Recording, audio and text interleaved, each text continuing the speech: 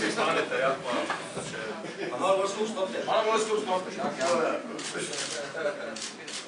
Danes smo podpisali pismo nameri. Zdaj, ko je organizacijski odbor končno formiran, ste sigurno bolj optimistični. Kako je z temi sredstvi? Koliko od teh je zagotovljenih? Katera so javna, zasebna? Koliko bo dala od tega država? Glejte, optimist moraš biti zmeren in verjeti v uspeh. Jaz verjamem v to zgodbo, od vlade in države pa pričakujem, da bo sodelovala in nam pomagala. In to je vse odvisno tudi od naših mariborskih poslancev, predvsem mislim na poslance SD. Gospod Lukšič pripada njihovi stranki in upam, da bodo tudi z dialogom in konsenzom znali podpreti slovenski nacionalni projekt Zimska univerzijada leta 2014, ki se na srečo odvija v Mariboru. Čez par dni bo treba na Kitajskem poročati predstavnikom Mednarodne univerzitetne športne zveze o morebitnih zapletih in predvsem o tem, ali je zagotovljenih te 3 milijone sredstev za te organizacijske pravice. Kaj boste to povedali? Poglejte, povedal bom seveda to, kar pravzaprav se je zgodilo ali pa se bo zgodilo.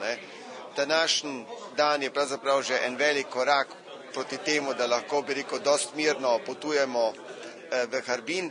Seveda najpomembnejša zadeva pa je, kako se bo vlada na obljubljeni seji v četrtek pač odločila glede obveznosti, ki jih pravzaprav vlada ima do tega projekta. To pomeni do plačila 3 milijone za organizacijske pravice in za veliko garantiranje v naslednjih 4 letih še dodatnih 3 milijone za izvedbo športnega dogodka.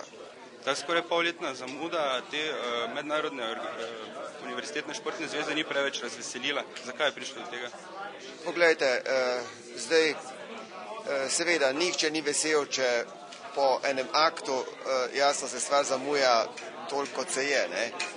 Vendar se pač po drugi strani tudi razume, da je potrebno preden se dejansko gre v ta projekt, zagotoviti objektivne pogoje, da lahko ta projekt uspe, ker najslabše je pravzaprav reči nekaj podpisati in pa ugotoviti, da pravzaprav ali nisi sposoben ali pa da nimaš pogojev, da to narediš. In potem seveda smo vsi, tudi FIS-u, v še večji kaši, kot pa bi dejansko že bili, če bi recimo na začetku se to vedlo. Športniki slovenskih univerz se počasi odpravljajo na Kitajsko na 24. zimsko univerzijado.